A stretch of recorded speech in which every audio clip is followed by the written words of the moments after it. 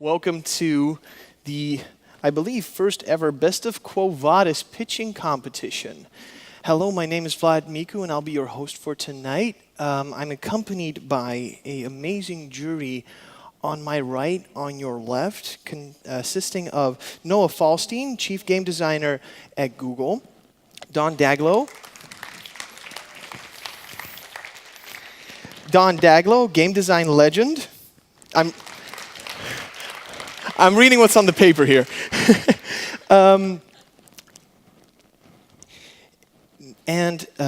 We also have, I believe, Jens Bussmann should be there, cloud platform lead at Google, and Ralph Adam. There you go. I'm really not good with clapping. Ralph Adam, executive producer at Flare Games, is joining us here as well. Give him an applause as well. Great, so why are we here? There's 13 teams that are going to be pitching their game within 5 minutes, followed by 2 minutes of questions from the jury. And they're all here to pretty much, have a chance at winning $100,000 worth of Google platform credits, made available by Google, who else? And also a bag full of money, which you might have... Shut up, David. I think the YouTube thing is still working. But a bag of coins, well, money, big one, pretty heavy one, which you can use for your convenience in developing independent games. So just to get clear what's going on, we have everyone in alphabetical order. First one up is Alexander Leps from Runic Rampage. I'd like to invite you to come and set up your presentation already while I'm still talking. Each of you will have 5 minutes to pitch your game or your product, just to pitch yourself in general. And we will be timing you. You will have 5 minutes, and then I will cut you off, and you will have 2 minutes of questions from the jury. Once we're done and everyone has pitched, the jury will convene with the microphones turned off and decide who the winner will be. So, hi, my name is Alexander Leps. I'm an indie game developer here from Berlin. With me is my friend Stefan, who will play the game live. So,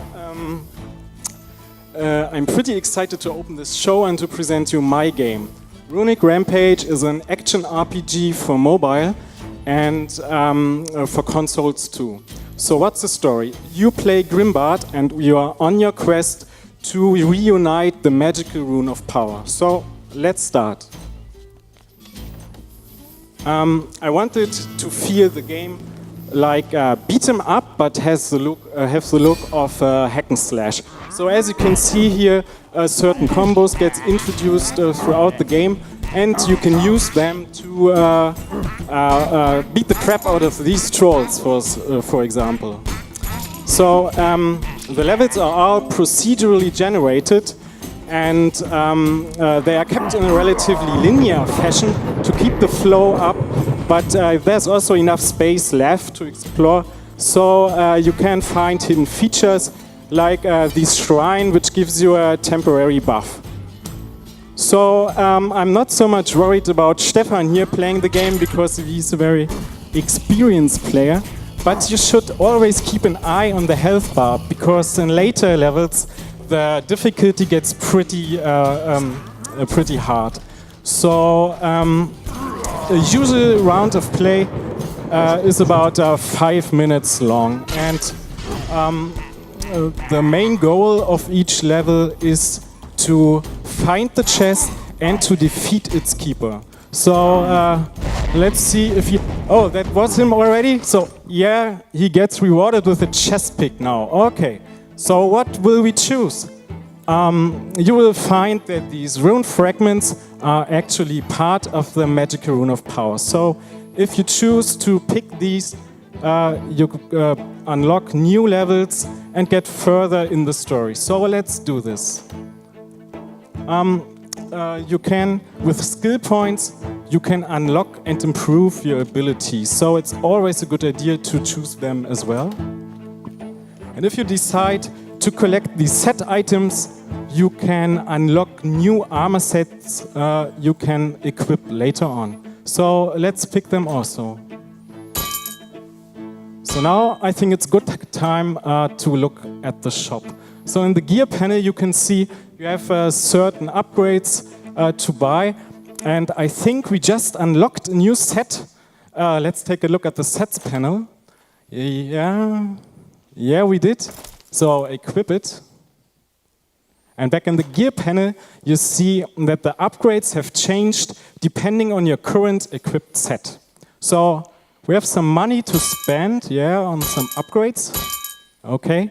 So in the skill panel, you can spend your skill points to improve your abilities. So unlock Inferno. He likes fire, I see.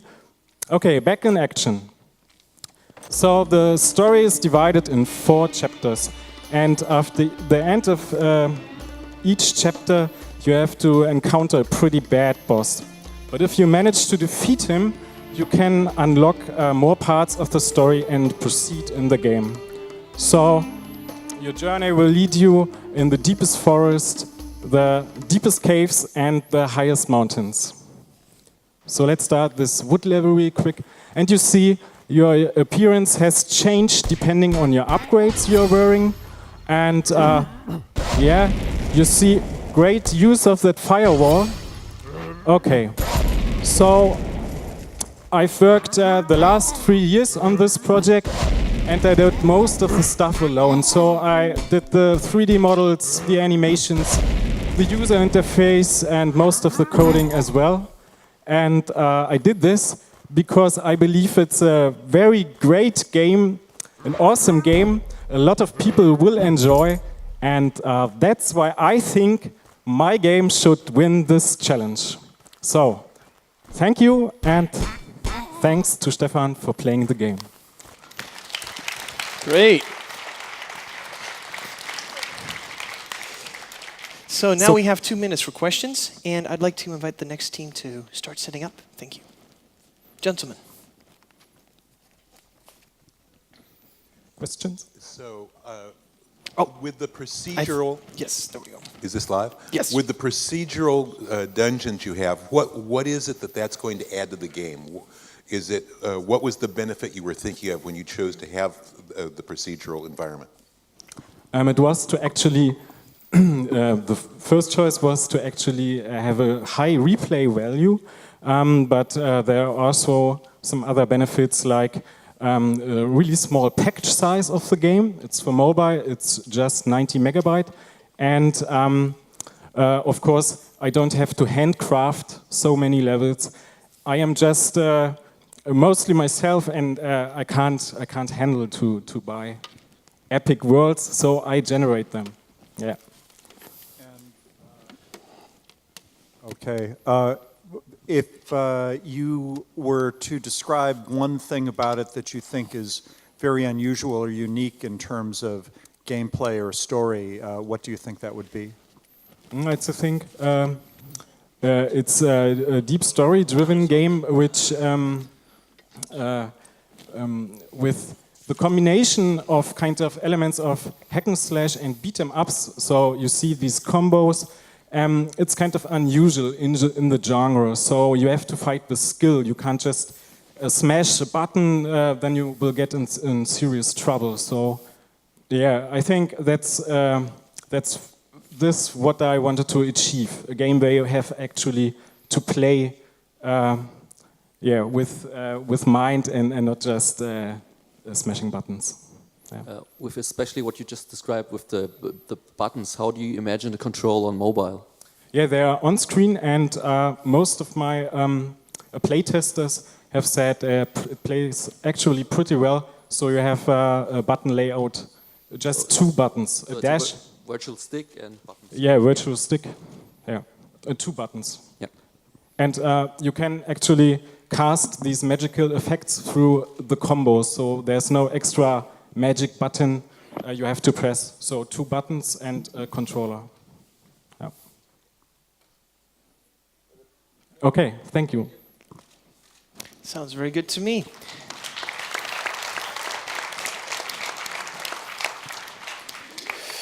Next up we have Awfully Nice Studios with their game, The Bug Catcher. All right, hello everybody. My name's Till. This is Reiner. We're Awfully Nice Studios, and we're here today to talk about The Bug Butcher. So, The Bug Butcher is a game about a one-man pest control team. It's set in the future where man and alien try their best to coexist, but some aliens are just dicks, as you can see here. And that's where you come in. You play this guy, Harry. He's equipped with all types of homemade gadgets and military weaponry, and he pretty much is a gun for hire that you can call whenever you need a bug slain. So you essentially are this little guy who runs around and you decontaminate each room. Keep going. So, all right, so your current mission takes you to an infested research facility. At this facility, you're essentially going in and taking out the most disgusting and nasty bugs that the universe has to offer, these guys right here. So, to sum up, the game's essentially about pest control with machine guns in space. More specifically, it's a 2D side-scroll action shooter inspired by the arcade classic Super Pang. This means that our main hero can only shoot straight into the sky, and you use weapon crates and power-ups, and you have different perks that assist you in the carnage.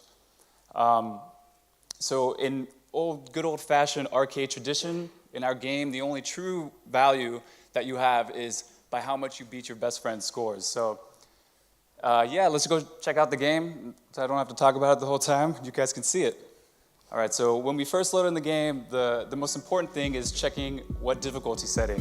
Reiner and I play exclusively in hardcore mode, as we feel that it's the purest way to play the game, but we quickly realized that most people don't exactly enjoy it that much, and probably for the sake of this presentation, it's not that interesting for you guys to watch our hero die over and over. So we're just gonna go with medium.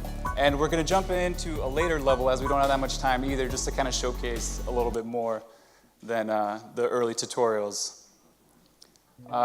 Before anything, there's a scientist right there, and he's hacking away at his hacking station, and he's your buddy, so it's very important you keep him alive. He's the guy who gets you to the next level. So yeah, you'll see what that means in a second. So the enemies come out of the floor, the ceilings, the walls, and mainly especially these early enemies, all split into smaller versions of themselves when they die. Harry can only shoot up, like I said, so that's a mechanic that is very dear to us. And here you see what happens when these spiders come in. The scientist is getting eaten up right now, and you have to make sure that, amidst all the carnage, you're still able to save him at times.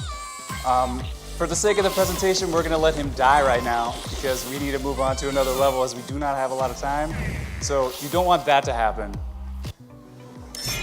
Also, the scientist does not, the scientist is the only unit that actually gets attacked by the spiders. You don't have to worry about them getting you, so that's quite nice. It must be something about their suits, I don't know. So this is actually a later level. This is just to showcase a couple more enemies that we have. This is, the levels are actually relatively similar in terms of the layout, but what's different about this level is that we're adding obstacles to kind of complicate things for you. So a couple of things to note here. There's on the bottom right here, there's a combo meter that's actually filling up every time you hit an enemy, and that's really important as you will once you fill it up, you get a power up, and it's a randomly spawning power up, one of 3 that we have at the moment, and so at the moment it's rockets, and these just kind of assist you. They're very much just ways to clearing out bigger a number of enemies, and it's also ways for us to kind of overload the whole scene and make it feel a lot more overwhelming, but still give you some chance to survive. There's also a combo down here that you see that's constantly cooling down, which is actually a way for you to increase the amount of points you get per enemy. And once you get hit, you drop the combo, and also obviously lose any kind of perks you get from that. one thing there that just happened is he picked up a weapon. I didn't mention that, but the weapons are randomly spawning, and there's 5 weapons at the moment, and yeah, they're all relatively overpowered just so that we can just throw enemies at you like crazy and give you moments to breathe. So this is the last level we're going to show you. This is a level where there's no weapons spawn, but it's kind of more of a boss level, and it also demonstrates how crazy it can get. So this guy's pretty aggressive. He's just constantly dumping on you, and oh, okay, I'm getting close to the end. All right, so just a couple things. We're trying to go on early access at the end of the month, and we're probably for the final release going to have about 30 levels, a whole bunch of new enemies, and yeah, hopefully also have an endless runner. That's something that's very dear to us because that's the true, high score junkie way to play. So that's what we kind of both are, and that's kind of the game that we're wanting to make. So yeah, that's Great. it. So just for the sake of time, you kind of cut into your question time, so That's we'll all just good. have a minute and a half for questions. Gentlemen, any questions? Does it have a multiplayer modus as well, a co-op thing? Yeah, I mean, that's the question we get the most. I mean, we would love that more than anything. It's just we're a 2-man team, and any kind of addition like that is a huge change for us, and it's just a huge investment. So we're trying to keep it simple. Like, we're trying to keep it as low key as we can and keep it to the things that we really care about most. Yeah, so we maybe in the future, we'd love to do an online co-op where you can play together. That would be the best. We're having a hard time figuring out a way to do it so it's split screen, because in the original Pang, I don't know who played it, but that was one of my favorite things to play, is when you play with a friend next to you. I mean, that's just pure bliss. So yeah, well, hopefully we can do that, but yeah. How many levels do you have? So at the moment in this build, there's only 12 levels, but in the end, we're planning on having around 30. And then on top of that, each floor that we make it into an endless runner. So there would be, kind of this way where you can, grind out the highest scores with your friends, and I think that's where the longevity of the game really lives. And we have, upgrades in the weapons and power-ups and all that where you can spend your money, so yeah. All right. Cool. Thank you so much. Next Thank you. team's up is Typo Man. Good evening. So, words are strange creatures. They can be powerful and sharp as a sword. They can make us feel weak, and they can make us feel strong. They can reveal the best in us or bring out the worst. The wrong word at the wrong time in the wrong ear can lead to devastation, obsession, oppression, or madness, and create monsters. Monsters that can grow everywhere and in everyone, fed by evil thoughts and bad emotions. But there are also people fighting those monsters, not with guns or swords, no, but with words. Words of truth, humanity, expression, acceptance, unity, tolerance, happiness, openness, or respect. And in each and every one of those authors can be a silent and hidden hero. And Typo Man is about those heroes. This is what Typo Man is about. But what exactly is Typo Man?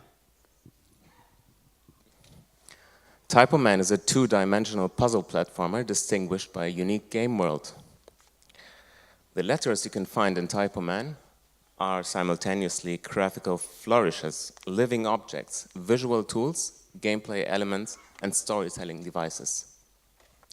The result is a rare fusion of aesthetics and gameplay.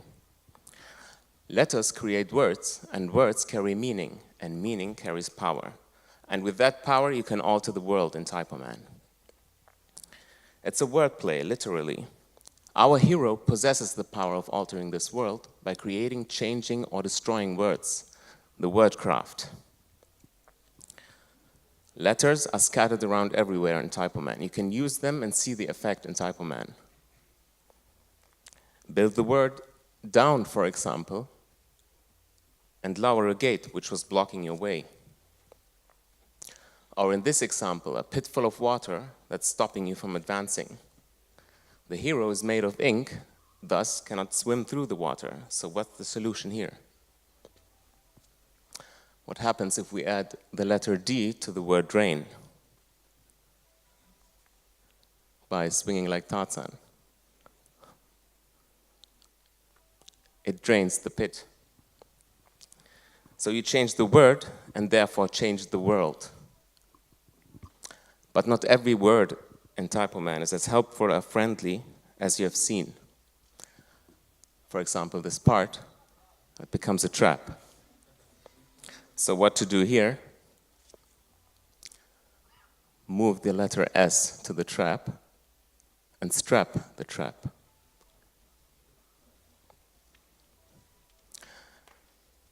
Beware of negative feelings like hate. As you know, they can become hard to fight, especially when they are moving and deadly. So the question is, does our hero have the power to defend himself against all these manifestations? If you've been watching closely, you will have seen that the hero is missing an arm, so he hasn't got the power yet. You can help him on the journey to find it, and to gain the powers that are necessary to defeat the giant and evil creature that controls the world you're trapped in. There will be darkness in your story, but also light. Everything in Typo Man carries meaning, and as in a book, many things are left open for interpretation. You will find story, history, and even mythology hidden within the words of Typo Man. It's a surreal journey. Change words, change worlds. Witness how a single letter can change everything. My name is Zain. And I am Bilal, and we're happy to present Typo Man.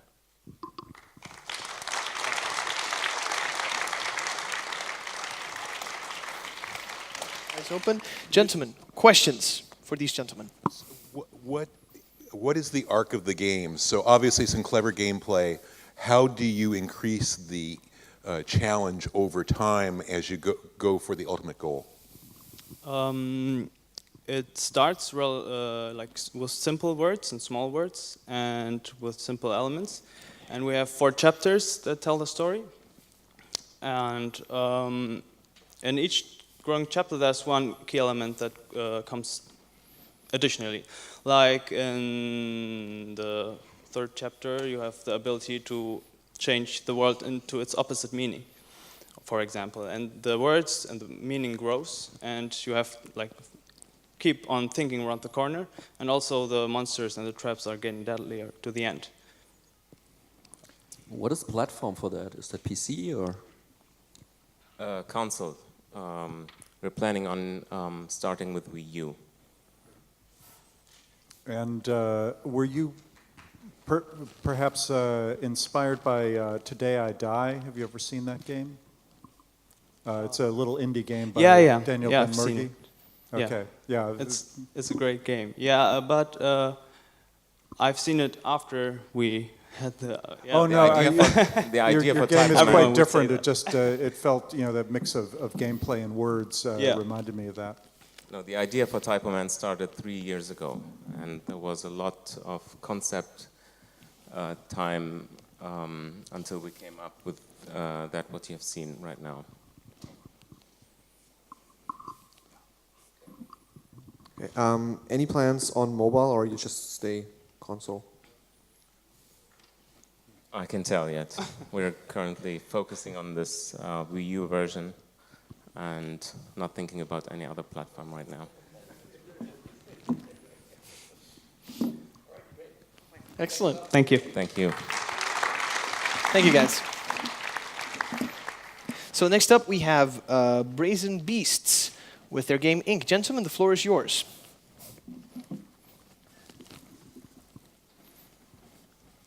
Okay, this is Philip. And this is Max. And we are part of the Brazen Beasts. And we are actually 6 people working on that. 50% of us are students, 50% are not. But in any case, we are 100% highly motivated to do our thing. And our thing is a game called Ink. And this is Ink. So this is obviously not the game itself, but we wanted to show you that because this is where the actual game started. It all began on the game jam, where Shia, who you can partly see on the picture there, made game assets out of actual ink, and we scanned them and made them into the game. So yeah, then there was another person on the game jam who you can partly see over there, and that was Philip, who made up the game design and the swarm movement, the symbiosis thing that we will see later on. It's pretty cool. Yeah, and while Shia is doing the inking, as we call it, like making the ink, Jenny is refining the assets, animation, art direction, all stuff like that. That one is me. I'm just the coding slave, and sometimes they let me out of the cage to do something like this, but just ignore me. Then we have Johannes, who is in Cologne, and I never saw him, but I heard him because he's our sound designer. And he came up with this cool idea of building sounds up together so they make a whole sound world, symbiosis, like in the gameplay itself. And we will hear it in a minute. And last but not least, we have Luca, who is our marketing guy. So no one actually knows what he's doing, but he's doing pretty good. So good job, Luca. The idea, what we wanted to do is make a polished game that is working, that we can go out and show to people, like we are doing right now. So I guess I should stop talking and we should start playing.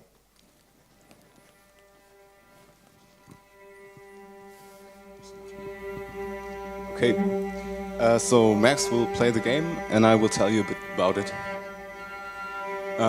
Yeah, ooh, bit of lag. Yeah. So here you see our little swarm moving around, and the movement works, they just follow the mouse, or on the tablet they follow your finger when it touches the screen. And grab one of those yellow dots. Yes. That's nourishment for your swarm. So you can get it, and when you find a nest, like this up there, you can trade it in for new inklings. So your swarm will grow that way, and you need a bigger swarm later. We will show you in a second. In this reef of ink and corals, there are some corals that are, not quite healthy, and it's your task to change that. So you can go down there, there's the ink puddle, grab ink, now your inklings are soaked with ink, and you can touch a coral, and now it's filled with life again. In our game, color is life, and yes, you see that with the inklings and with the enemies in 1 second. These are our first enemies. They are parasites that suck life out of the reef. And we want our enemies to, our players to have to notice the enemy, look at what they do and find the best way to attack them. In this case, you can attack them from the front, but that might not be the best idea. It's better to attack from the back. Ooh. And then, yes, it's much more effective, and a lot less inklings will die through that. Ooh. Yes, you need precise timing to get them. And now Max destroyed the parasite on the coral, and the coral is filled with life again. Yes. If you go a bit further, there are more enemies, but your swarm is quite small right now.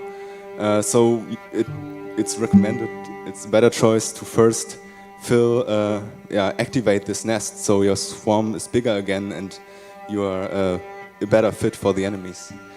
So you can touch the coral, the nest is activated, you can get some more nourishment, grow your swarm. Yes. And then attack the enemies with more force. 3 is quite a lot. Yeah. One more thing, when you strike them with more force, when you are faster when you strike them, they will take more damage. And also here, same principle, colors life, so an enemy that loses a bit of life is also less saturated. Now we can grab more ink from the puddle and activate one more coral. And now we got like the first part completely activated. Time's up. Yeah. Thank you.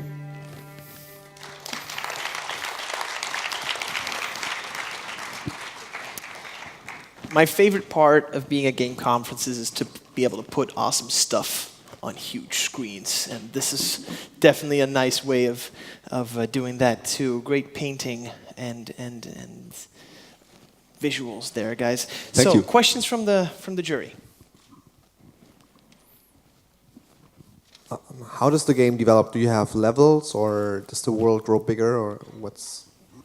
It's one big reef, and it's divided into parts, and they are connected, and there are like places where your Inklings can live in between. So one level is from one of those safe havens to another, like takes like five minutes most of the time or so, and then that part is activated.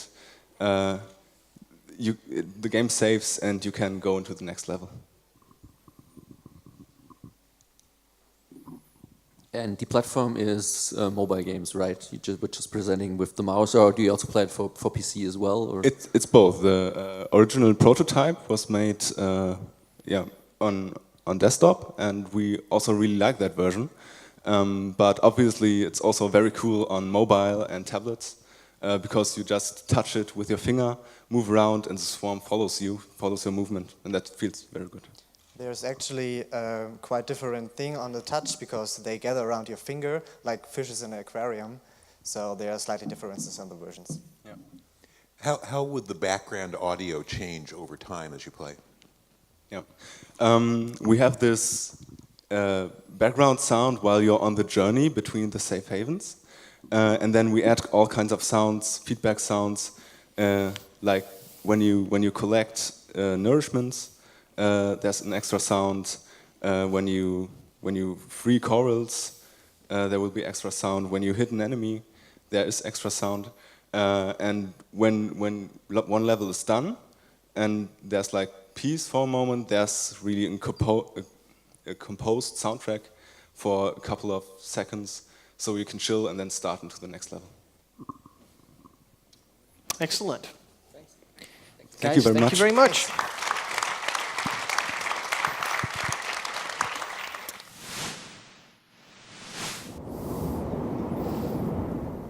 In the city, in the settlement, neutral one. Careful, careful, careful.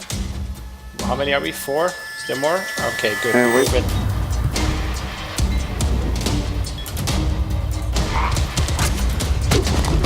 Take it out and takes the mage and make a fireball to the middle.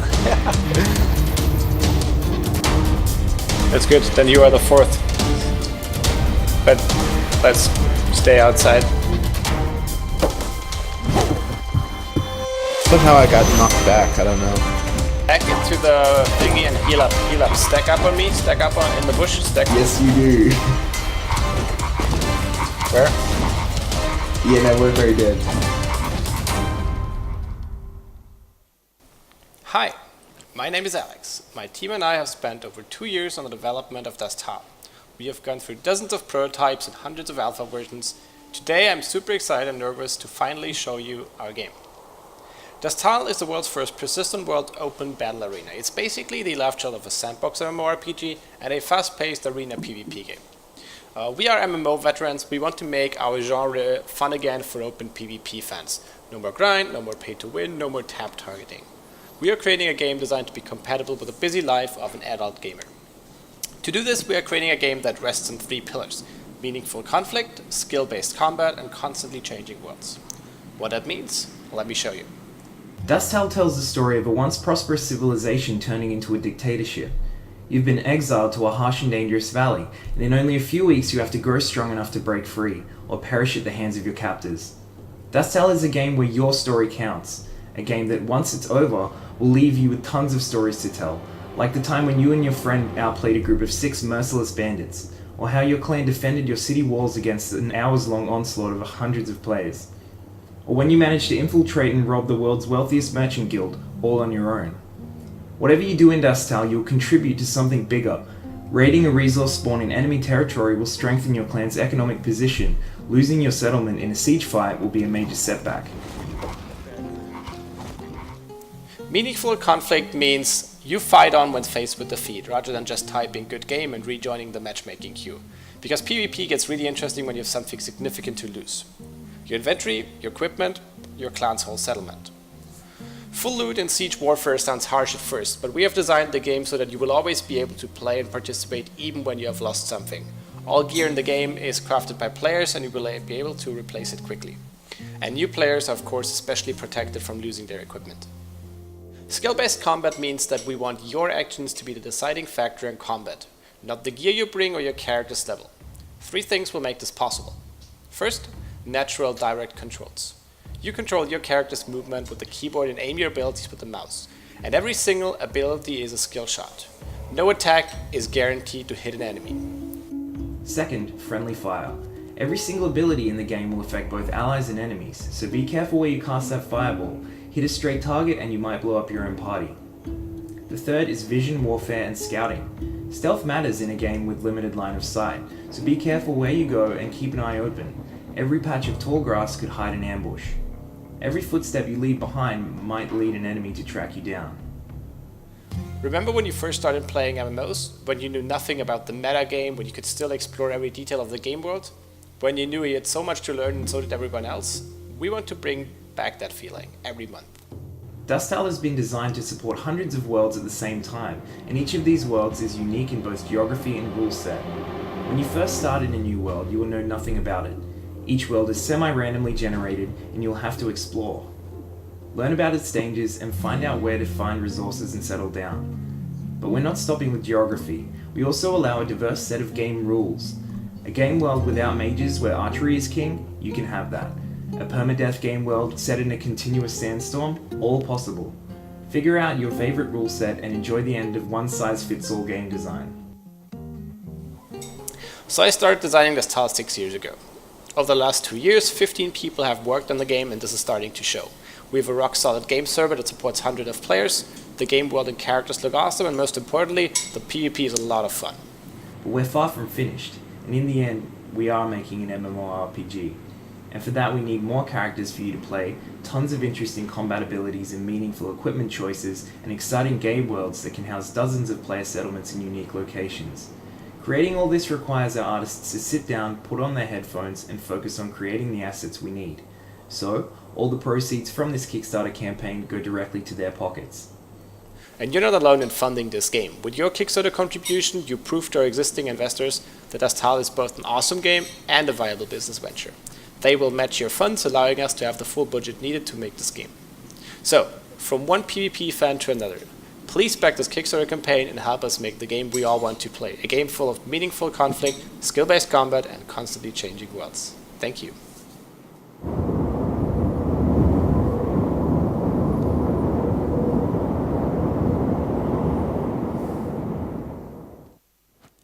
You weren't kidding about wanting to practice your Kickstarter campaign. Thanks for watching. So you cannibalize 30 seconds of your pitching, of your question time. You have 1 minute and a half to answer questions. Gentlemen. You talked about saying you can have different kinds of worlds and so on. So you're talking both about authorship and playing. Could you clarify that a little bit about how much of your effort is going in to create the ability for an author to create a world versus how much you're creating your world for an audience to play? It's a hard thing to do because I feel like I am the author of this game, but I have to give some of that away to players. So basically what I'm doing is I'm giving them building blocks for systems to explore. I'm giving them interesting options, and they can mix and match, build a world that is kind of balanced, and then figure out if it works for them. And the people that I want to create these worlds should be people who have a little bit of standing in the community. So YouTubers, Twitchers, big clan leaders. I'm going to be really excited to see what they're going to build.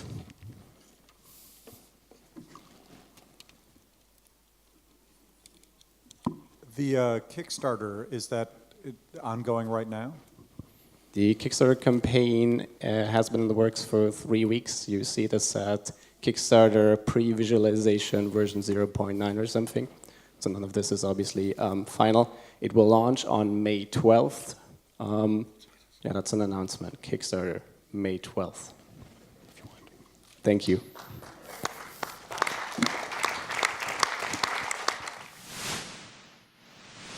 Okay, hello, good evening. My name is Franco. I was working for 20 years in the training and simulation industry. I did a lot of cool stuff for trains and thank you, and cars and trucks, and also for the defense industry. And this became somewhat boring with the time, so I started my own business, got a lot of new jobs now, and I'm working on a very old topic. The topic is called hunting and shooting, and I want to explain you why this is important, because since the beginning of media, everyone was thinking, talking, painting about this, and with new techniques and more colors, and also later it came to the movies and came to the TV, and also, of course, to the big screen. And later on we got interactive media, so all the old games, the new games, the next generation games, everywhere is hunting and shooting.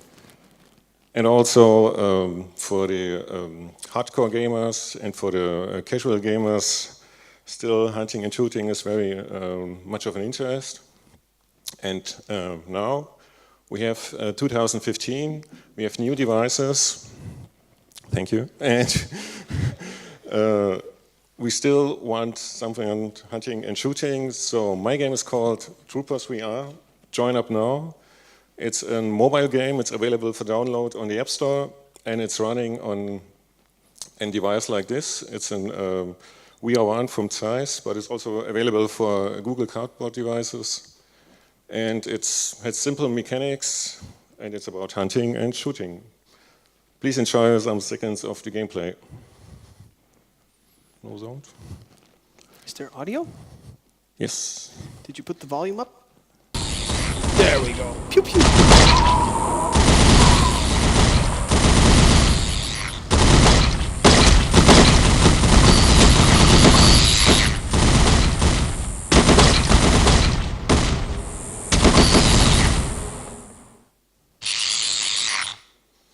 Okay, it's a first-person shooter running on mobile devices, and it's available on the App Store, and it's playable without any additional input devices, so you can play it hands-free. You put your phone into the tray, slide it into the device, and action begins. So let me show you how you control it. Very slow.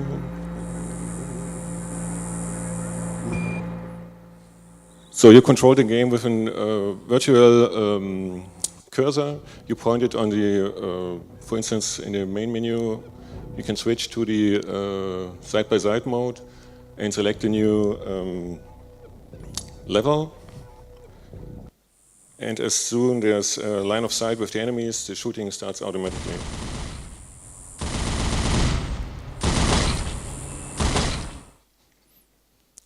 Okay, why should I win? First of all, the game is part of the evolution. Second, I got this email this morning. You can call it spam, but it says I will succeed. Third, this game is version 1, so it needs more content, more levels, different weapons, multiplayer functionality, and of course I want to put it to the Play Store. And last but not least, it makes a lot of fun. So thanks for your time. Please contact me via email, via Twitter. The game is already available for download. It's appstore.com, Troopers VR, join up now. And please visit our booth.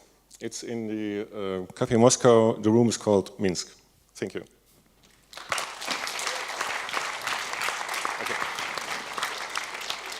Questions, gentlemen?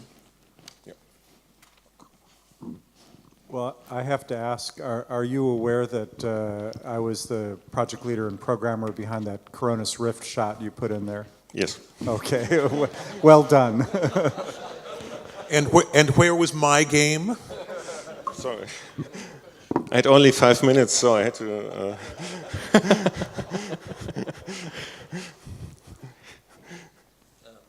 Maybe a little more about the game. So if you play it and you've got auto fire, so within a level, how does the kind of challenge rises? Are the enemies coming from all sides and you need to turn around fast, or how's the progress in the game? You know, how does it evolves and it's getting harder? Yeah, there are two things. One thing is what you already said. In the first world, they come from around 90 degrees. And in the last world, they come from around 220 degrees, maybe.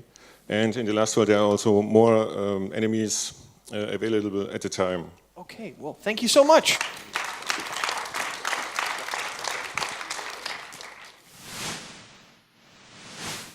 Here you go. Hi. So I'm Carsten. There is Niels. He's preparing the stuff for us.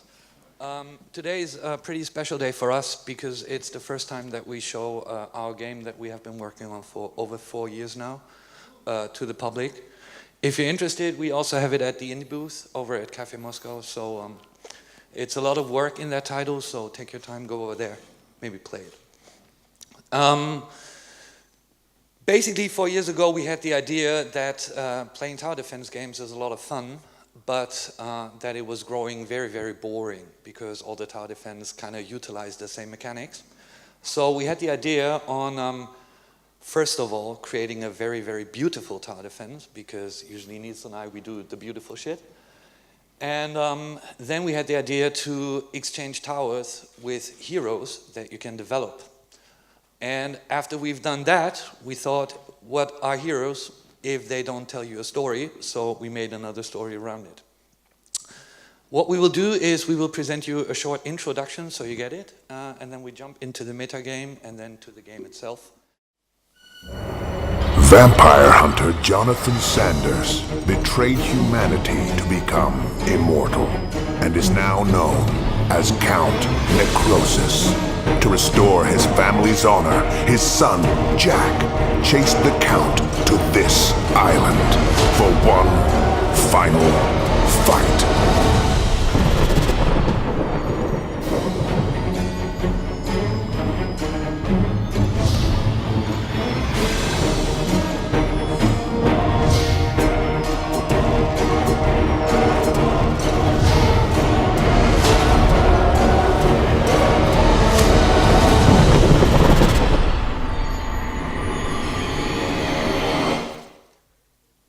All right, thank you for watching. We will now jump into the game.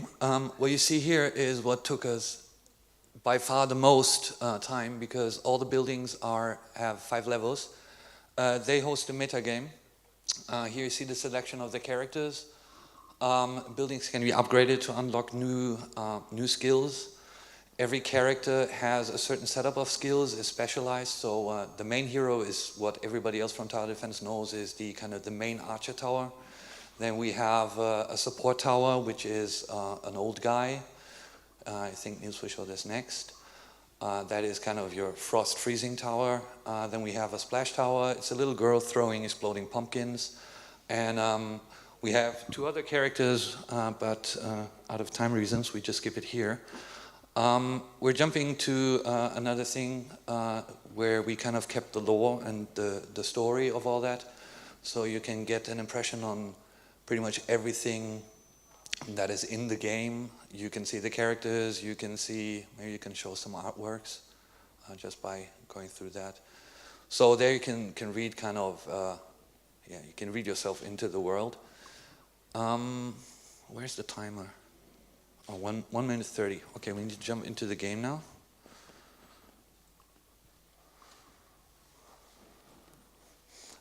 One thing that was also kind of was going on our nerves with all the games that you can play in tower defense genre, they only have like generic maps and level 1, 2, 3, whatever. So we were taking an approach of actually making sense to why are creeps coming from this direction and where are they going. So basically what you have to do is you have to stay in the path to protect the village that you just saw from the creeps coming from the evil lord's castle, which is down there, all the way up. You need to fight your way there. And I think we just quickly jump into the game now. It's 40 seconds. I think we can do it. You can cannibalize some time from your questions.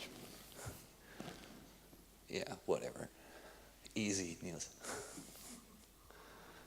Yeah, so as I mentioned earlier, the core mechanic is you have characters. Characters are your towers. You can select them. You can move them around. This is the map. To the left, the creeps come in. You drop your characters on the screen. then the stupid guys are coming, and of course you need to kill them. We have special locations because we figured, like, when you have to move your character as you know tower defense, you just move along the path, which is very, very boring. So that's why we thought on special locations when he's just left.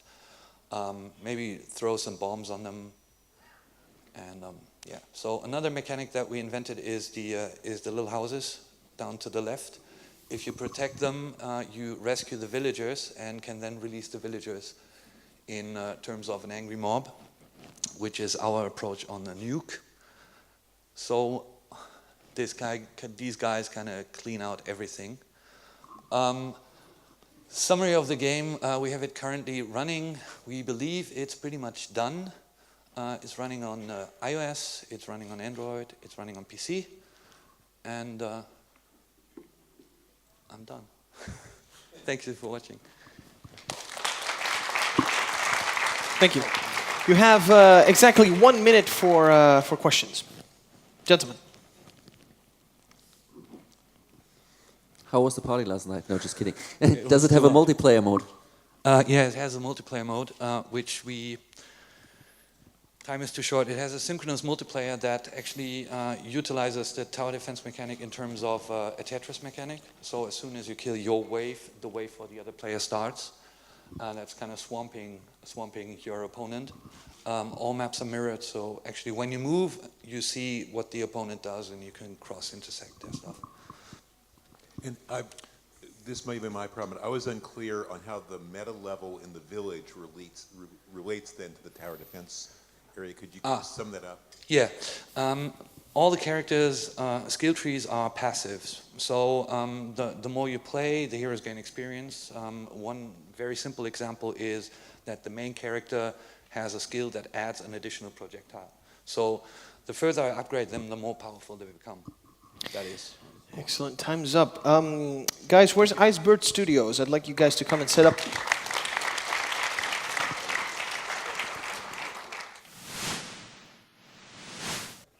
30 seconds.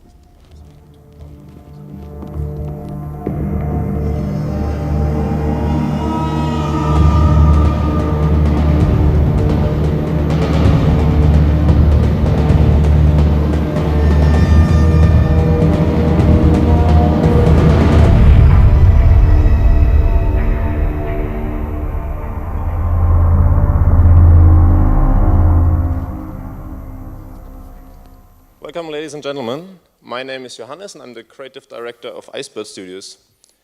As we started development of Submerge, we had two things which really excited us: multiplayer gaming and entertainment on demand. Entertainment on demand has become a sensation because you decide when to watch what, and you can even pause a live TV show while it's being broadcasted. So we really wanted to merge these two exciting things, and so we created the idea of multiplayer gaming on demand.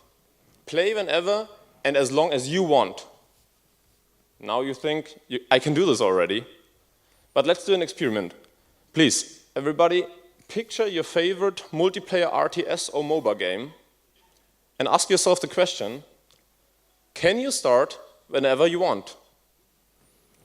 No, you can't, because you have to wait for other players to join and to ready up your game. And you still have your game in mind? Can you pause your game when receiving an important phone call, for example, and continue playing later? Of course not. I mean, all the other players would just go insane. And even if they aren't, you can never make up the lost time. And of course, you cannot leave your running match anytime you like. Leavers get banned because they kill the fun for all the other players. So you have to stay up to an hour sometimes in a match, even if you are having a bad experience. And that's what I call restrictive. And to remove all these restrictions, we developed Submerge. Submerge captures the thrill of a multiplayer RTS game, but also lets you join and leave a running game server anytime you like in an MMO game. And you can do all this without having any disadvantages in the game. Okay, but how does this work? Let's look at current RTS games. In these games, you kill your enemy units to destroy the opponent's base. And if you do this, if you succeed, then the enemy player loses and you will win the game. But as long as the win conditions are connected like that, it's impossible to start any time, to pause your game, or to leave whenever you like. In Submerge, we have individual victory conditions. The game is about submerging into a beautiful but also dangerous underwater world and to survive for a certain amount of time. Of course, underwater you need oxygen, and so therefore, if your oxygen bar runs out, you will lose the game. But to survive longer in the game, you kill enemy players or enemy units to get oxygen from them. And suddenly, it is possible, and suddenly you have a very different setup, because still you are fighting against other players. I mean, that's the fun part in all the multiplayer games. But now every player has its own oxygen bar, and therefore his individual victory and lose condition. And suddenly it's possible to start any time you like. You can even pause the game and continue playing later. And if you leave the game anytime you want, then all the other players just continue playing, like on an MMO server. And you can do all this without having any disadvantages. You can leave early and you can start whenever you want. And that's what we perceive as multiplayer gaming on demand. Submerge is super entertaining to play. But I mean, all the presented games look super awesome, super fun to play to me as well. But with the on-demand concept, Submerge additionally presents the answer to the question, Quo Vadis, where are you going, games industry? Thank you very much. Thank you. What is the platform you're looking for? This will run on PC. And how do you control the units? I mean, we saw free, I think, kind of submarines in the video. Can you get more? Do you control them together or individually, the units? How's the game, the core playing in itself? Yeah, you control the units like in an RTS game, but you control most of the time, you control all your units at once, so together. So basically you can think of, it's like playing a Dota hero, for example, but this hero consists of different units, and all these units, and you can pick which unit / which ability you want to have for your hero. And how do you handle the issue of depth underwater? Are all the units actually at the same depth, so you don't worry about? So is there any tactical advantage in choosing different depths? No, actually we tried this approach to have different height levels, but in the end we ended up with like having a 2D layer where every unit is on the same height. But what we also do is we experiment with the ground getting closer or more far away from the movement layer, so you have the feeling that you're going up and down. Excellent. Well, thank you for the questions. Thank you.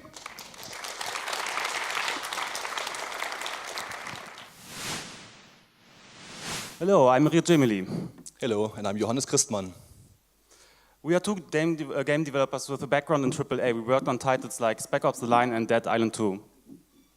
1 year ago, we founded our own studio here in Berlin called Machine Mensch to work on smaller, more personal games and to explore new genres and platforms. Our debut title is The Curious Expedition, a roguelike expedition simulation in the 19th century. Together with famous personalities, you go on expeditions for fame, science, and treasures. When we started the game, we didn't try to approach it from a specific genre. Instead, we tried to derive all our decisions from the inspiration. Like, for example, historic expeditions. Indiana Jones. The stories of Jules Verne. And colonialism. When we started making the game, we knew we could not make it without incorporating the arrogance and racism that accompanied so many of the explorers of these times. Let's take a look at the gameplay. Let's pick an explorer, Riyad. Yeah, let's pick Burton, he's my favorite character. So the goal of the game is to become the most famous explorer of your Explorers Club. You have 6 expeditions to reach this goal. First, we should pick some equipment. Let's grab some torches and whiskey, that's always good. Here you can see the procedurally generated map. Somewhere on this map there's a golden pyramid hidden. We don't know where it is. When you move, you use up sanity. You try to reach a goal before becoming insane, basically. I would say first let's head towards the village. I think there's one south of us. Excellent idea. Yeah, there it is. Okay, we're in the village now. You can see our diary, which appears during events. We're still held in good regards here, so we should try to recruit somebody. Another helping hand is always good. While we're here, we could as well stay for the night to regain some sanity. Let's do that. Just like our game world, the story presented through the diary is procedurally generated. So every decision the player is doing or the units in his track do matter. And the story that's being told through the game is unique every time you're playing it. Okay, we are well rested. I would say let's go back into adventure, into the wilderness. Adventure awaits.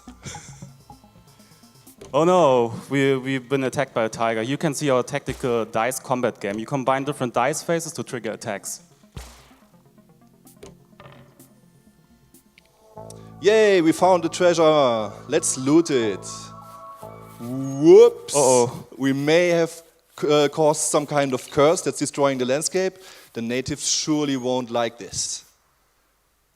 Yes, but thankfully we still arrive at the Golden Pyramid and return in triumph home. Yay! What you probably couldn't see is that this is a browser game. It runs entirely on HTML5. As a new company, we asked ourselves, could we make a core game with HTML5? And we think the answer is yes. Google Chrome is our lead platform. And coming from a C++ background, we found the dev tools like the debugger and integrated profiler actually very mature and robust. It allows for rapid iteration. We use Google Analytics to track the player metrics, for example, the average frames per second per world. Making a browser game can feel like an uphill battle, especially amongst the hardcore audience. They have a negative stigma. However, we believe that browser games can be excellent and offer just as much gameplay value and depth as their standalone counterparts.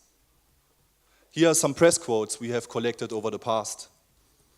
Rock Paper Shotgun features us 8 times. They really like us. This is my favorite one from Lee Alexander. We are available since November exclusively from our own website as early access. Since then, we've been updating the game every 2 weeks. This helped us to create a strong and growing community. From time to time, we offer free weekends where we let everybody play the game. And thanks to our technology, people can jump into the game without downloads, without plugins, without signups. Just they are right in the game. Let's take a look at the future. So right now, we're preparing our Steam launch. We will basically bundle Chromium with the game, so we can use the same code base and come easily to the desktop. Later this year, we plan to release on touch devices, which will basically run the same code. That's Curious Expedition. Thanks a lot for your attention. Thank you.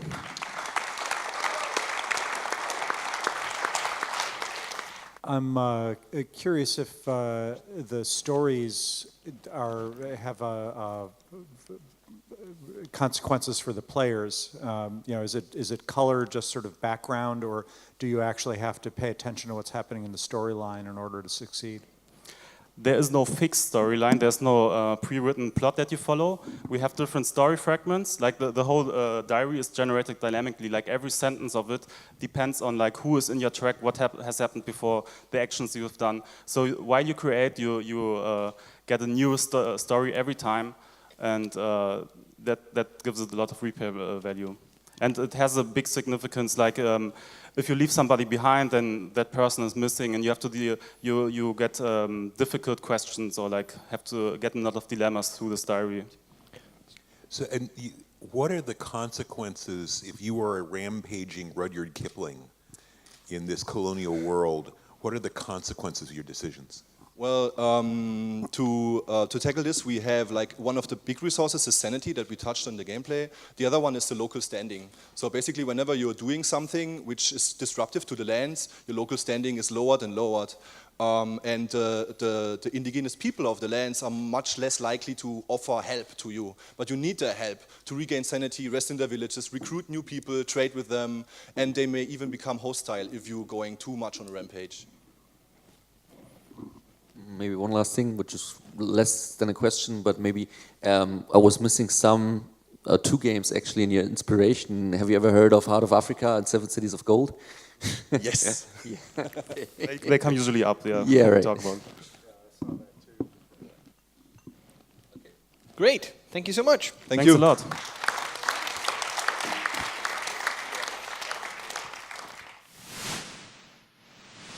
Hello. My name is Tim, and I'm here to present Progress. And first of all, I would like to show you the game. I will do this. Progress is a very simple black and white game. It contains no procedural levels or anything. It's handcrafted, very nicely, lovely work. The game is basically unique, but everyone goes up here and says, my game is unique. So I'm just going to play this game, and then we're going to see if it is. And I think it is. So All right. Right now, okay, maybe if you hold it here. Right, okay, so right now this one says first touch. I'm going to touch the screen.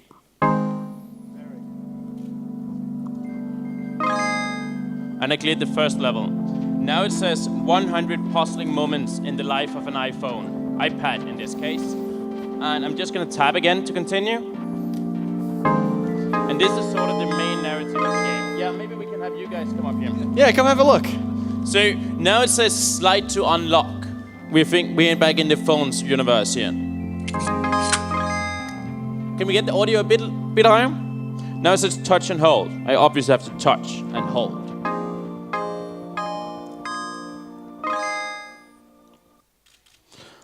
Upside down. What? Maybe I'll just put it like this. Oh, yeah. Okay, 2 fingers. I got this one.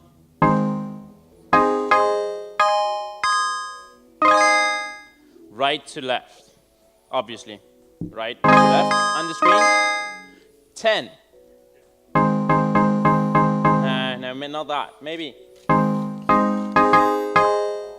I got it. Very nice. 10 fingers on iPad. Now it's just from A to B. A, B. Okay, I'll drag my finger from A to B. A, B. Counterclockwise. I got this one. Behind you. What? What? Oh. Okay, now it says on a horse. You all know what I have to do? I have to...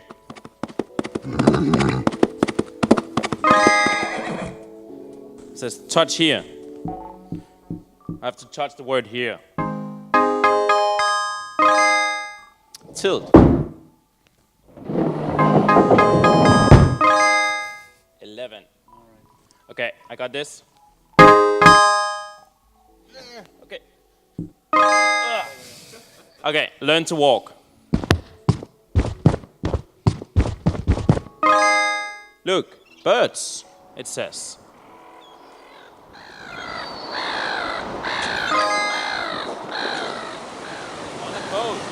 On a boat.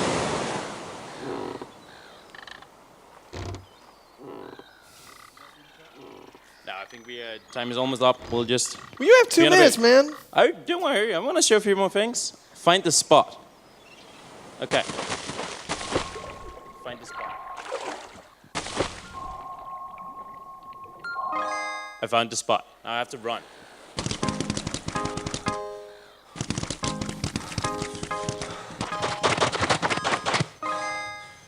Okay, it says X marks the spot. So I'll obviously just, oh, no, I tap X. Oh. Oh.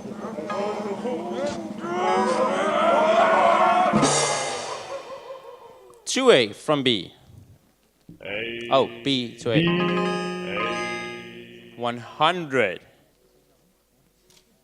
Ah, okay. Just walls.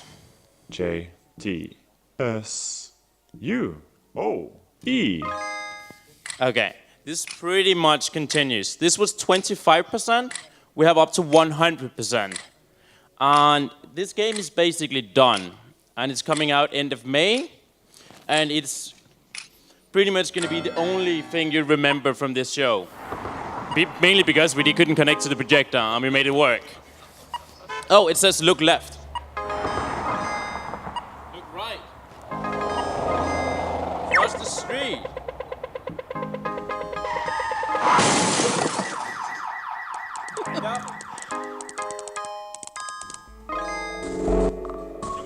Too much. Hold still.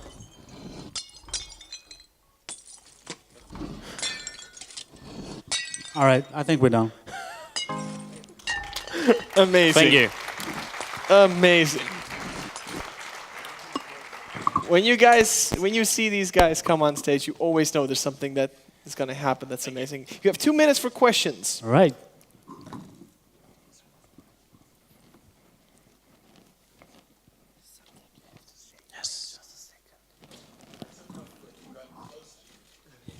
I guess you sabotaged that one to show that it works even without it, right? You got us. So will it be iOS only, or will it be Android as well, or what are your plans for that? We release on iOS, but we have it running on Android and Windows Phone, and there's a plan. Right. There are obvious reasons for go for Apple first, but. Will you add more levels or like more challenges with updates or stuff like that? What's the plan for once I've reached the end of the game? First of all, I would like to see you to get to 100% before you ask that.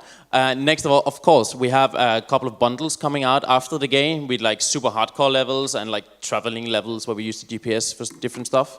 So yes, and a party mode.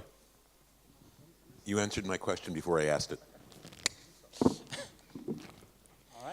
So yeah, and the idea is this game is the one you sort of want to show to your friends. So I tried this really weird thing on my iPad or my iPhone, and you have to try this. So you're gonna give it to a friend, play this, try a few ones, and then they're gonna show it to their friends. It's gonna be that thing you want to see. Yeah. Thank you. Excellent.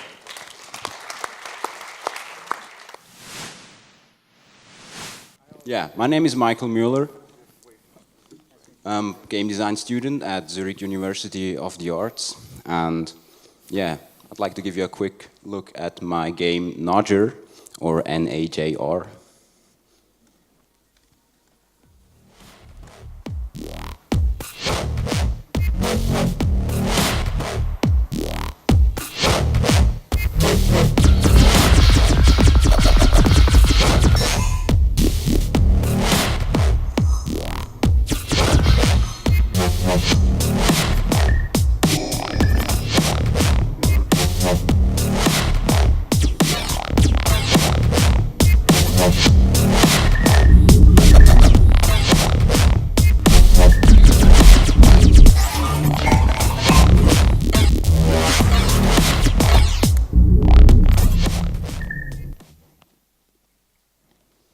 Yeah, Najr is pretty much a puzzle jump and run for 1 or 2 players.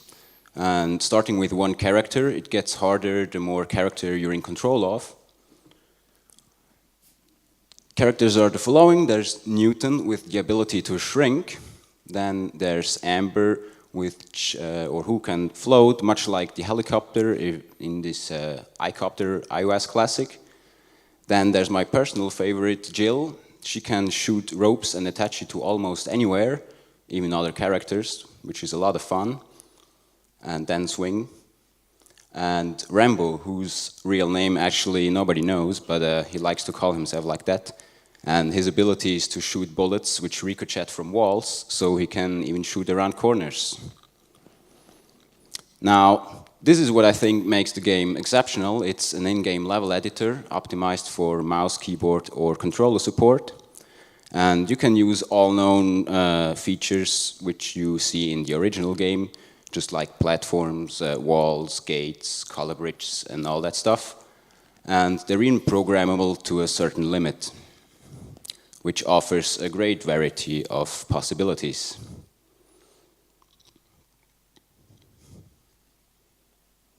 So, wouldn't it be awesome if you could upload your custom maps to a cloud platform and share it with your friends, and they could rate them or comment on them, and you can see how many downloads they got, how many hours they're played, and so on. Well, yeah, of course, because everything is much more fun with friends. Even failing 100 times at the exact same spot can be fun with friends. So it's quite obvious that the future plans include an online multiplayer for up to 4 players. And the plan for monetization is fairly simple. I'm going to release the full game as a demo, just without the feature to save. So why should I do this? This would hopefully attract the attention of some hardcore gamers who think, well, I'm going to save some money and play the whole game in one shot. That's fine for me. Additionally, there will be new editor content packs to extend your custom levels, and also additional characters which will extend the story. So yeah, thanks for listening. I hope you didn't fall asleep, and I tried to keep this short because of the inconvenience before.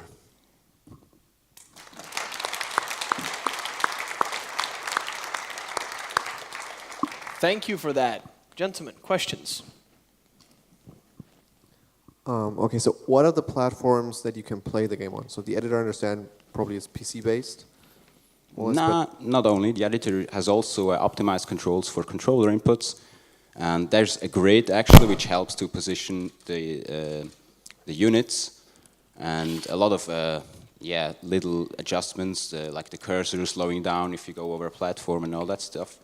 But basically, the release platform is any platform that supports an analog stick, because, in my opinion, this is a needed feature for playing a platformer with such precision. I was a little bit confused. When you introduced the characters, they're differentiated only by color, yet when we saw them moving on the screen, they had different shapes or seemed to sometimes be exploded or extruded somehow or whatever. Can you clarify how the characters change? Yeah, sure. There are actually 4 different characters. There's Newton, Amber, Jill, and Rambo, and they all have different abilities. Newton's ability is to shrink himself to the size of the others, and the other ones have abilities like float and shooting ropes and shooting bullets. And sometimes you're going to control both of 2 characters, 3, or even 4, so you need to combine their abilities to solve puzzles. The music that you had, is that the kind of music that it plays in the background of the game? No. Okay, so that was just for the demo. Exactly. Is there a soundtrack to it, or is it just sound effects? There is just sound effects right now and a little ambient music. Okay. Thanks. Thank you. Great.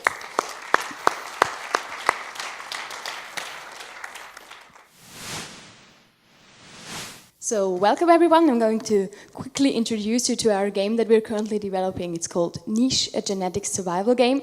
And who is we? We are a 4-people team from Switzerland, from Zurich, like Mike.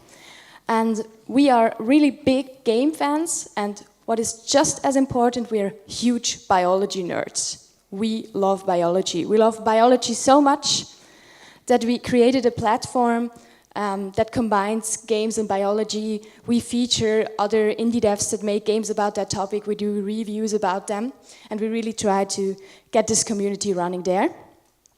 And if we have to mention one thing, we have to pick one thing that the one topic we love most about biology, it comes to population genetics.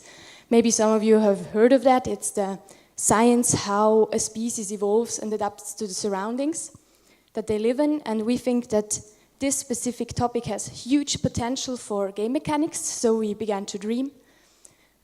We wanted to offer the player the opportunity to find very individual solutions to problems. So if we give 4 players each a different tribe of animals, and then we just turn around and look away. After an hour, when we come back, they have evolved into completely different shapes, adapting to their surroundings, to the food sources that they find, and so on. We kept on dreaming. We wanted to make a game that is really easy to use, really easy mechanics, so that even a 3-year-old can handle it, but has a deep strategy in it with all the features that population genetics hold. And we wanted to have a strong connections between players, even though it is a single-player game. So we started tinkering, little stuff. We built it out of cardboard, lots of concepting, lots of books to read, and little prototypes came out of it, which they, in the end, resulted in this beta that we have now. The game is basically about you that tries to keep your family, keep your animal tribe that you own alive. You have different things that you will face. You will have to provide them with food. There are predators. Animals are growing old, and you have to constantly breed to have offspring. And the interesting thing about that is that it's all based on real genetics. So your children will inherit your genes. There are different traits, which allows for countless different combinations which adapt to certain territories that you come through. You come through deserts, through mountains, and so on. You keep adapting as you move through the territory and find different strategies. So what we have achieved so far, the game was really just lately put up on our website, so it's running on browser right now. We have around 100 active players now that come back and keep playing, even though you can't even save your progress yet. They keep on playing. They discuss with us, and we're so happy that we have this little but very active community right now. We won a few prizes. Last week we got a bit of government funding, and we have to see where we put that now. We went to different exhibitions all over the world. We've been to India, Africa, America, and all over Europe exhibiting our game, and we were so happy to see that it is attracting for young players, old players, men, females, families, and so on. It was really nice to get this feedback from all these different people. What we're currently trying is we're tracking the whole user data that we get from the people playing on the browser, and we evaluate that, we gather feedback, and continuously improve our game loop. We tried building a new feature for really simulating a species. That means that all players are connected together over their genes. So if, for example, one player says that he doesn't want a tribe member in his group anymore, the tribe member will leave and can show up in someone else's game. And this and some other features are really coming together to simulate a digital species in the web.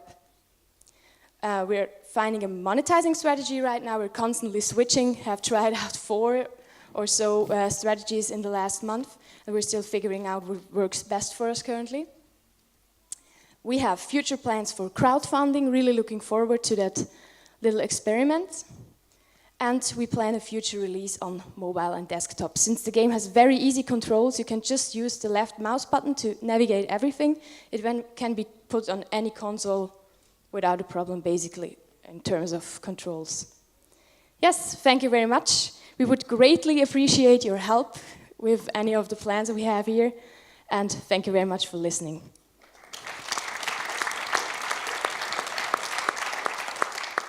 So you said you already have a running version of the game. Is it online or in a browser, or how can I see it when I want to play it? Yes, it's in the browser. You can just come to our website and play the latest build, and we always say what we have currently changed. And we're always adding in the features that people are demanding the most. So what technology is it if it's running in the browser? Is it HTML5 or what are you doing? No, it's Unity, and we're really glad that WebGL is coming now, so that will take some weight away from our shoulders. All right.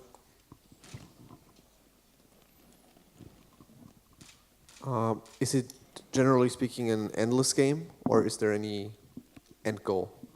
It's also procedurally generated, as some games before, and whenever you die, you become extinct for some reason.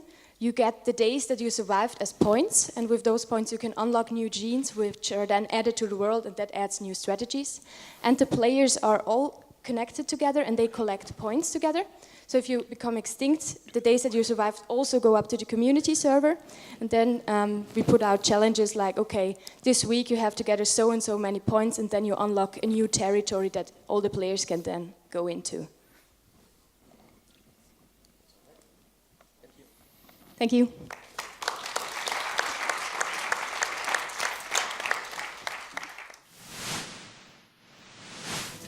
So, good evening. I'm Tarek Zabet. I make games under the name Undef. And it's a great honor to be here tonight and introduce my game Quadrant to you. When a lot of you guys started playing or making games, games haven't been as easy as they are today. I think there are a lot of reasons for that, but one of them is that there was simply no reference. A lot of the games back then have been radical novelties, and their systems had to be explored until they became established as a genre. So the reason why I'm telling you this is because I think Quadrant is a game unlike anything you've ever seen before. But I'll let you be the judge of that. Let's have a look at the game.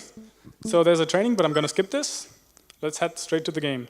A thing you should know is Quadrant is a rhythm or music game. And every stage is a different song. And every stage is a dynamic visual interpretation of each song you're playing. And if you start out playing Quadrant, it usually goes like this. Whoa, what's happening? Game over. That's usually how you start playing Quadrant, because it's not very difficult to grasp, and you will lose a lot. It's kind of a really difficult game and very exciting. But what did we see? If you remember, we've seen 3 squares, and there are 4 buttons to press. Each button corresponds to a corner of the biggest square we've seen. And you have to press the button corresponding to the medium square. Whoops, almost lost again there. So what you have to do is press the button every time you hear the beat, which is the click in this song. And if you take a closer look at the small square, you see that it represents the next position of the medium square. And the twist is, the better you play, the more intense the animations get. And they kind of distract you, but they also reward you. So you're kind of losing yourself throughout the game. And when you get good at it and used to the animations, you really feel the flow and you can really relax and be perfectly on the beat. Kind of like a dancer where you cannot tell whether the dancer is dancing to the music or the music is interpreting the movement of the dancer. So why did I choose to, whoa, now you see things start getting jumpy and usually people die from that. But I think I'll leave it at this for now because I have very little time.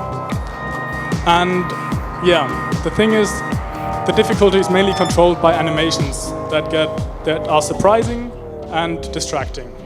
And the animations only appear in case you in case your score gets higher or in case you don't lose to a certain point in the song. So there are time-triggered and score-triggered animations. And this is very exciting, I think, and I think it parallels life a bit. By that I mean, if you think about a child, when a child knows very little about the world, but the older it gets and the more it learns, it doesn't, whatever it learns, it doesn't really make its life easier necessarily. So I think that's kind of mirrored in Quadrant, because you get to know the game better and you get more precise, but just like the child, your perception broadens and a new animation comes to play, which ultimately makes your task more difficult. Even just the fact that you notice that the small square represents the medium square after a while already makes it more difficult. It's like when you're having a day at work and suddenly you hear some water dropping and it's totally distracting from you and you cannot unhear it. And I'm kind of trying to take the player to a point where he manages just to filter out the information that is necessary for him to succeed at the game, even though he's being bombarded with different trippy psychedelic animations all the time. And I think I succeeded pretty well at that. I started working on Quadrant 1.5 to 2 years ago. 2 years ago, I desperately wanted to make a game, and I couldn't code back then, and neither draw. Obviously, I decided to start coding. So when I wanted to make a game, I was quite frustrated that I had to learn to draw as well. And one very sad evening where I thought, I cannot do this on my own. Fortunately, I looked at the wall where I drew something when I moved into the apartment, just 3 squares, and I thought, hey, that could be it. And this I can make on my own. So I finally went with it, and the game kind of evolved from there. And yeah, there are only 3 levels.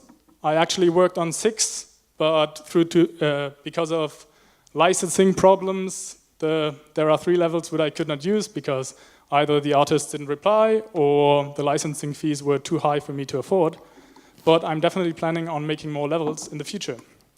In addition to that, the game is completely open source, and it's going to be on Steam on the 1st of May. And I also want to implement Steam Workshop integration and hope that maybe some people or musicians will make their own levels in relatively little code and kind of share a synesthetic experience for every song that is submitted.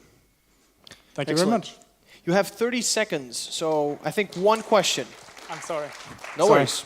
I'm just curious if the pattern of where the quadrants are is the same for a given song every time, or whether which quadrant they show up in varies. Well, the position of the smallest quadrant is random, actually. But as I said, the medium one depends on the small square position. So there's this kind of fractal relation between the quadrants. And therefore, like, precision also matters in that game. I think that was not very well visible when I displayed the game. But at first, you can only play while looking at the medium square. But if you want to get more precise, you need to anticipate where it's going to be. So you basically just look at the very smallest square. Yeah. And it's going to be on Android as well. Yeah. Excellent. Thank you very much. Great. All right. Thank you, Vlad. You're welcome, brother. We'll have a couple of minutes, 10 minutes for the jury to convey and decide the winner. I would like to invite the jury to make sure that this happens in a more silent environment, maybe around here, the corner, outside, so of course no one can hear the conversation. And I'd like to invite you guys to be patient with us. So, I believe we have a winner. So I'd like to invite the jury up on the stage, please.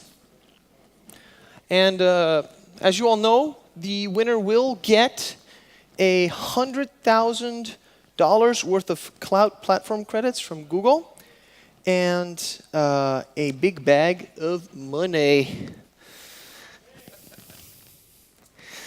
Noah, thank you so much on behalf of the indies here for having, twisting Google's arm to provide this amazing treasure. Would you have some words about what you've seen today?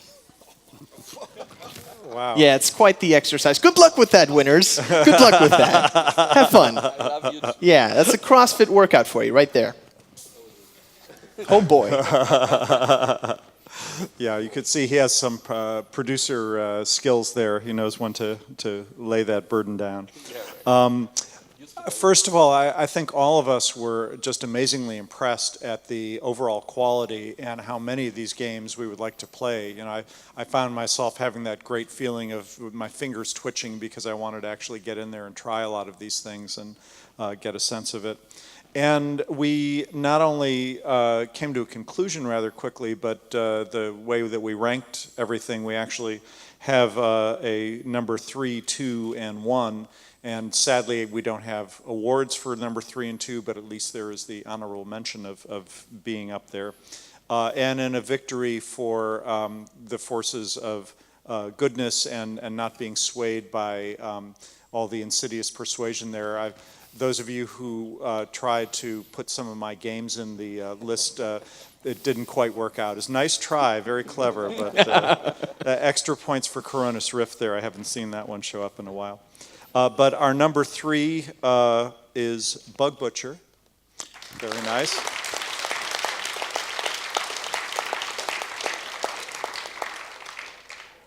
Number 2, and actually one that I quite love for the theme, Niche.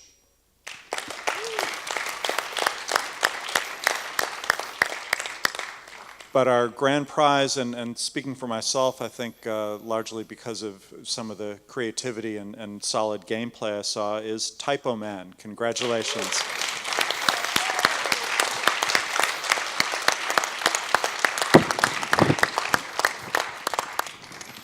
So can we have the winner on stage? Where are the Typo Man guys? Come on stage. You won a prize. Come lift this incredible financial burden that you're given. Congratulations. Can someone take a picture and send it to Dieter? Because I don't think he's here. I think he's networking. Yeah, send a picture. Send a picture. Oh, tell him that they are third. And then we'll surprise him when we actually meet him later tonight.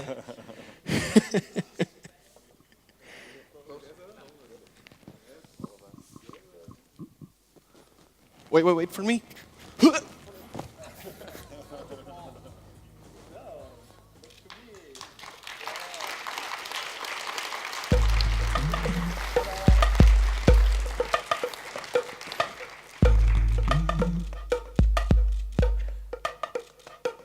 I love this guy. He's so pro. Yeah, make us look good. Daddy needs a new Facebook picture. So, thank you so much. Thank you for the judges for being so fair. And Good thank luck you, with Vlad, that. for the hosting. That was wonderful. It is my pleasure. It was an honor hosting this. Thank you so much. And I have good news. The video clip has completely loaded. So if I could have the image, please, we can all enjoy the glory that is David Hasselhoff. One more time.